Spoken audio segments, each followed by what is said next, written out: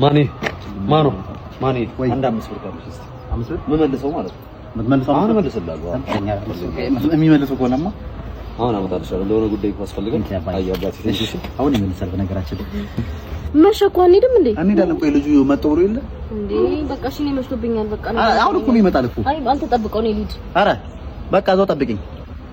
ፊላ ምን ነው ብቻህን እዚህ ቁጭ ብለህ? ምን እባክሽ የሆነ ልጅ እኮ ብር ወስዶ ከኔ አሁን እመልሳለሁ ብሎ እየጠበኩት ነው። እስቲ ምንድነው ይሄ ልጅ ሳምንት አለፈው እኮ እዚህ ተገትሮ።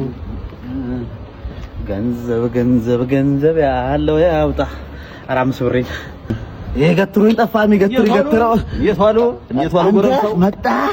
መጣው። እንግዲህ ትንሽ አስቆምኩት መሰለኝ። አስቆምከኝ ብቻ። እንግዲህ የዛኛው 5 ብር በአሁኑ ዋጋ ግሽበት ምክንያት 5000 ብር ሆኗል። ይዤለት እወጣለሁ። 5000 ብር ከባንክ 5000 አሁን ላውጣው። ምን ነው እርሷ አጭበርባሪ ነው እንደዚህ?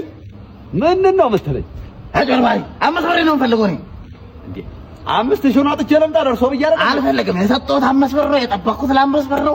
5 ብር ነው የሰጠኝ። አይ ይረጋጉ እንግዲህ በሽመድ እዚህ ወገቦትን እንዳደሉ። አረራ የሚያመልጡ መስሎ የትም ሮጥ አመልጡ። የማይገርም ሞተ እኔ ሮጠው ሊደርሱ